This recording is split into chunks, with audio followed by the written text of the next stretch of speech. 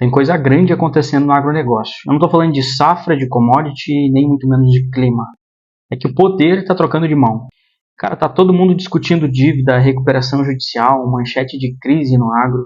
E o que está acontecendo por baixo do tapete nada mais é do que uma redistribuição silenciosa de controle. E nesse vídeo você vai entender tudo isso, nas mãos de quem está indo poder e o que você pode esperar de próximos passos desse movimento. É a nossa boa e velha análise estratégica de negócios, mercado e tendências. Olha esse número.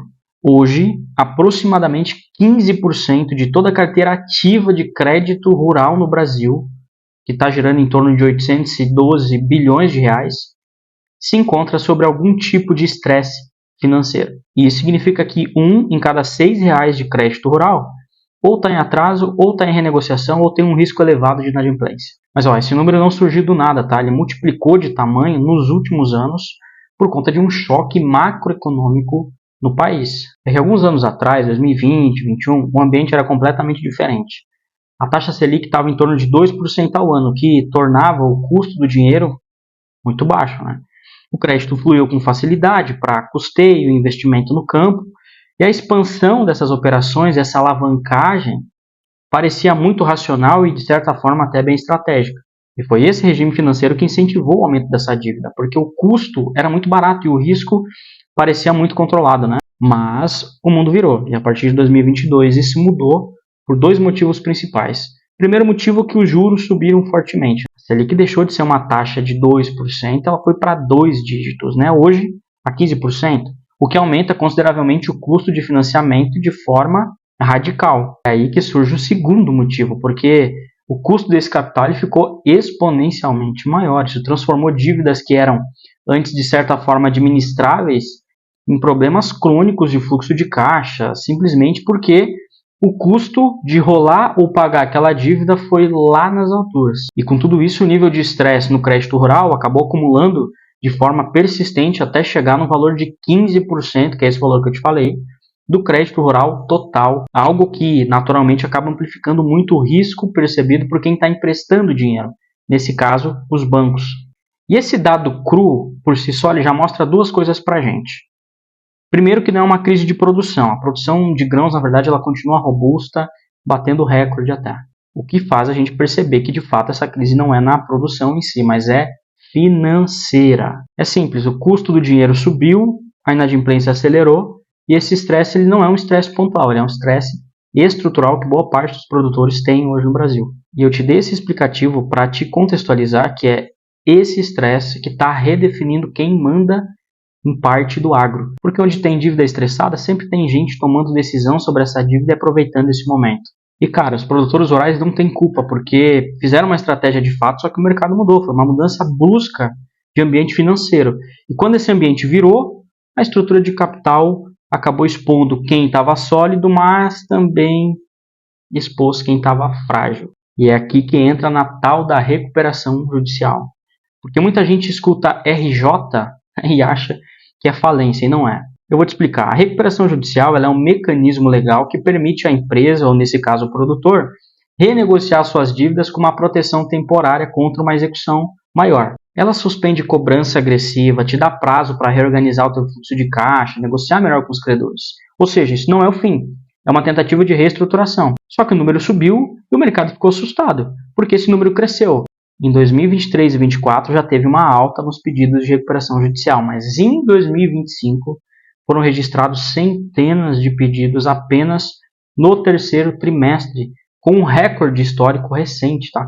E o pessoal acha que o agro do Brasil está quebrando, e não significa que ele quebrou, só significa que o caixa não está suportando mais o custo da dívida que foi feita num cenário lá atrás bem diferente. E aqui está um ponto importante. Eu preciso te explicar que recuperação judicial ela não cria o problema como muita gente acha que é assim que funciona. Na verdade, ela revela o problema. Cara, a recuperação judicial ela aparece quando a margem caiu, quando o juros subiu demais, quando o prazo encurtou, o fornecedor apertou e o banco reduziu o limite de crédito. Ela é só um momento formal que a estrutura financeira já não fecha mais a conta, tá? Só que o que está assustando o sistema financeiro não é a recuperação judicial em si, mas é a sequência dela, é o aumento da frequência dela.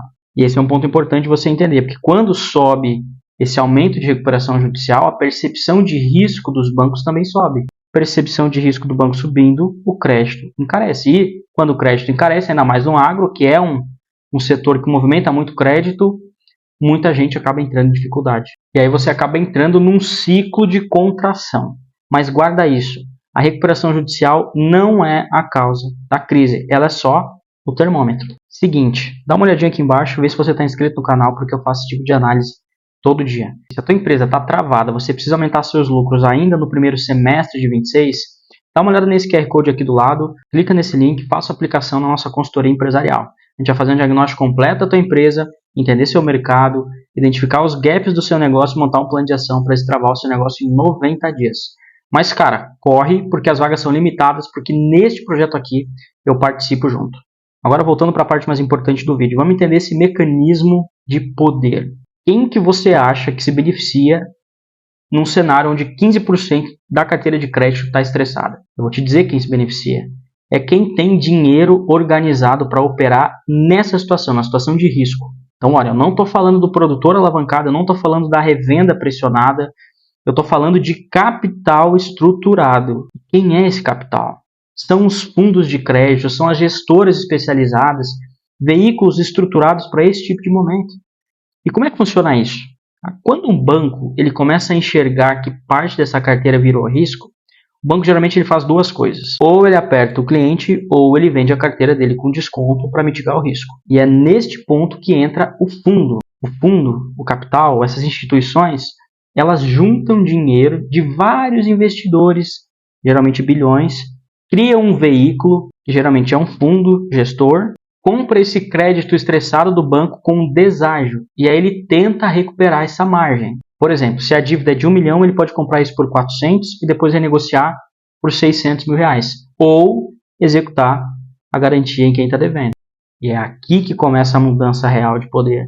Porque no agro, dívida quase sempre ela tem uma garantia. Tá? E que tipo de garantia a gente tem no agro? A gente tem terra, a gente tem armazém, a gente tem máquina, contrato futuro, recebível. Então, quando esse crédito vira um ativo, a garantia ela vira uma estratégia para recuperação de crédito. O mais interessante é que esses fundos não operam só dinheiro, como o banco costuma operar ou protela muito a tomada da garantia. Né? Não, eles operam estrutura. Para você ter uma ideia, muitos desses fundos trabalham em modelos como, por exemplo, compra a terra do produtor que está devendo, o produtor paga a dívida com a terra dele, depois o próprio fundo arrenda a terra que era do produtor para ele mesmo plantar. Entendeu? Então o cara vende a fazenda dele para pagar a dívida, mas ele continua operando como arrendatário. E isso tem um nome, tá? Se chama Sale and Leaseback, que são os casos que o ativo muda de dono, mas a operação continua. São casos que o ativo muda de dono. A operação ela continua, a produção ela continua, só que o controle do patrimônio ele muda, né? Já outros fundos, né, entram comprando armazéns, revendas, ativos logísticos de empresa em recuperação.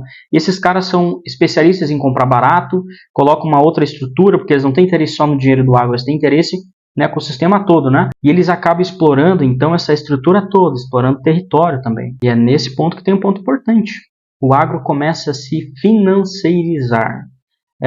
O capital financeiro ele passa a ter uma influência direta sobre os ativos físicos do campo. Cara, toda vez que um setor entrar em ciclo de estresse, quem tem caixa vai comprar o ativo descontado. E depois, quando esse setor voltar a crescer, esse capital captura esse upside do setor.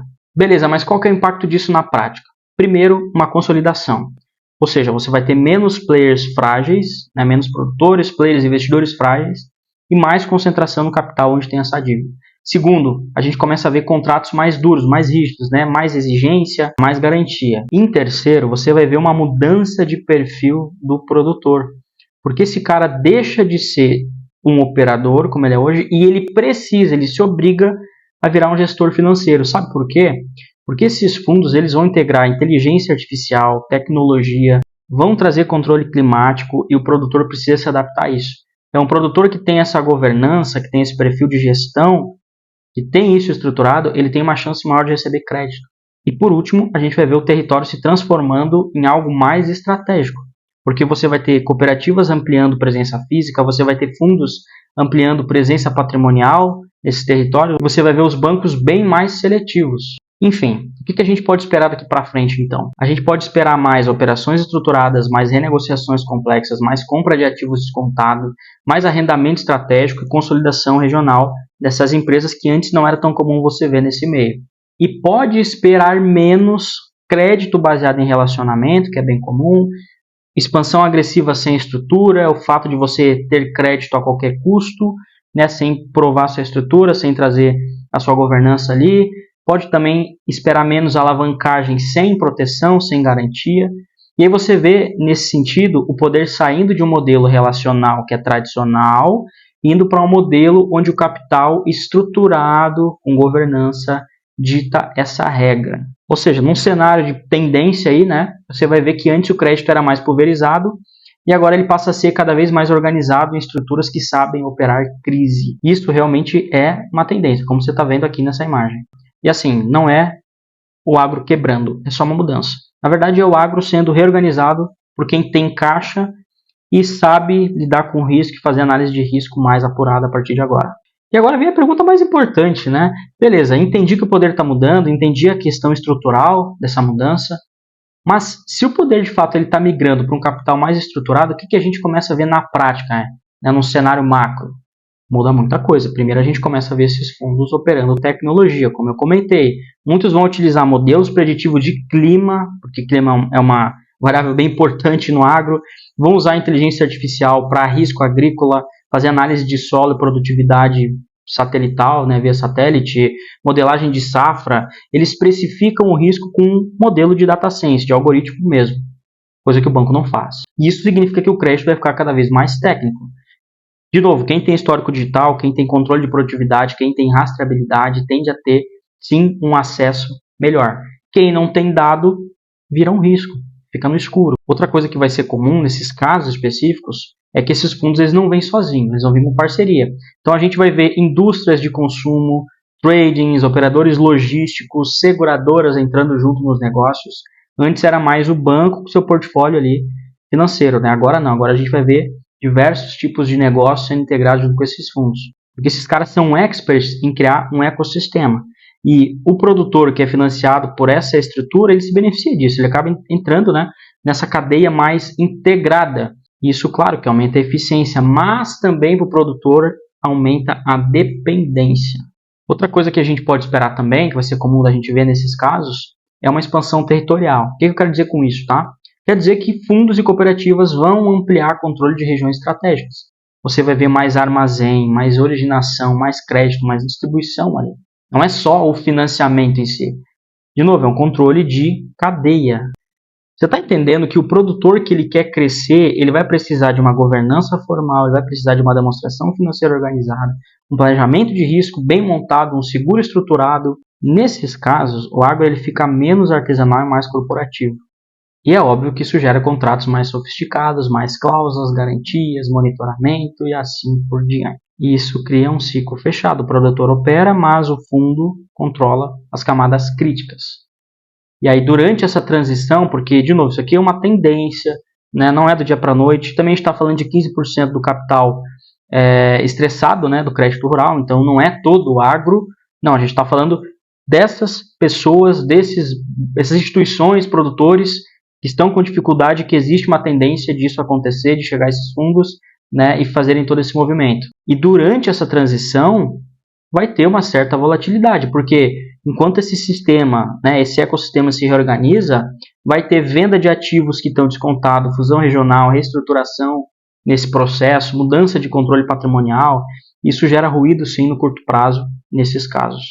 Então, por fim, dado esse cenário, né, eu acredito que sim tem uma mudança estrutural no agro, onde ele deixa de ser apenas um setor produtivo, como muitos enxergam, como os bancos enxergam, e passa a ser estruturalmente um ativo financeiro que pode plugar aí várias outras linhas. Você imagina um fundo, né, uma gestora, enfim, que tem capital, que tem interesse numa linha de produtividade em certo produto, em certa commodity, e ela tem toda uma indústria para converter essa matéria-prima e já transformar. Esse cara, ele domina a cadeia inteira, né? Então é muito interessante, porque ele não é um banco que está preocupado só com o dinheiro, né, de emprestar o dinheiro, pegar o dinheiro a juros, voltar isso e depois fazer esse ciclo de novo. Não. Quando ele está interessado no ecossistema completo, porque ele tem outros negócios.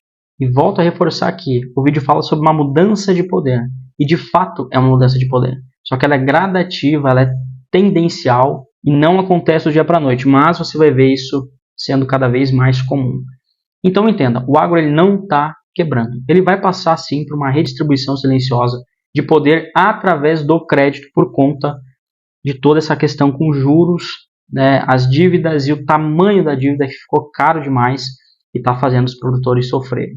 Alguns deles, pelo menos. Fez sentido para ti essa análise? Dá uma conferida aqui embaixo se você está inscrito no canal. Se fez sentido, deixa o like, deixa sua opinião no comentário, eu quero saber o que você está pensando. E até o próximo vídeo.